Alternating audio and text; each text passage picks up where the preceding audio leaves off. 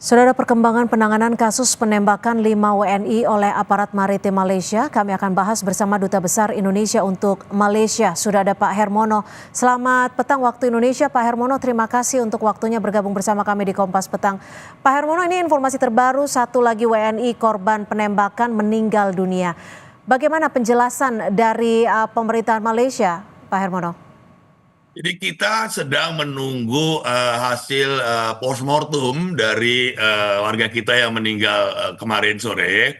Tapi dari perawatan awal itu ada kena tembak di ginjal sebelah kanan sehingga satu ginjalnya kemarin itu diangkat. Namun demikian, sejak dilakukannya operasi, yang bersangkutan dalam kondisi kritis memang dan masih ada di ICU.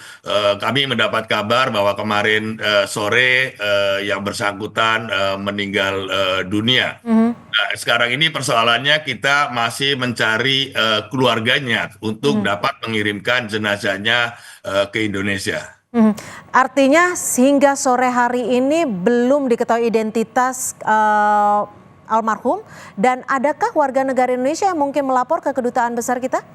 Sampai saat ini belum ada yang melapor, dan dari keterangan rekannya yang selamat, mereka juga tidak saling mengenal karena para penumpang itu hanya berkumpul sebelum perahu atau kapal tersebut berangkat, sehingga satu sama lain tidak saling mengenal. Nah, kami mencoba melalui face recognition, ada didapatkan kemiripan sekitar 70% itu seseorang dari Sumatera Utara, usia kira-kira 38 tahun, laki-laki. Nah, untuk itu kalau ada warga kita di Indonesia yang merasa kehilangan, ada keluarganya di Malaysia, mungkin salah satu penumpang dari kapal yang naas tersebut, dapat menghubungi KBRI untuk dicocokkan data-data jenazah dengan mungkin data yang dimiliki oleh keluarga, apakah itu orang yang sama.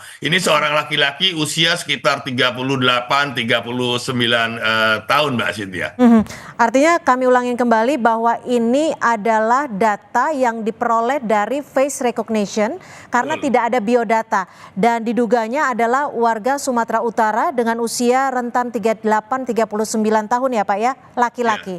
Lalu transparansinya seperti apa untuk penanganan kasus penembakan ini dengan aparat Malaysia, Pak Hermono?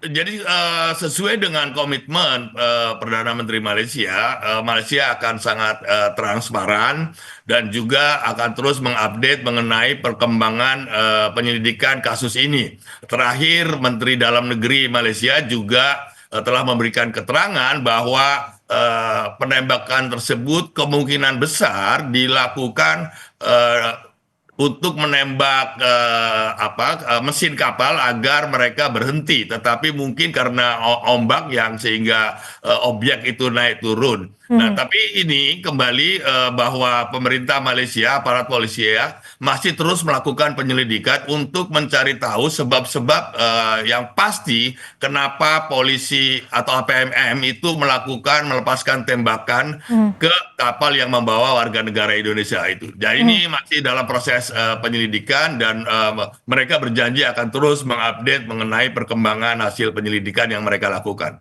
Ini kan kalau dari informasi yang beredar adalah pengakuannya menembak kapal tapi terkena terhadap WNI ini. Lalu adakah aparat-aparat yang bertugas saat itu sudah diperiksa untuk melihat?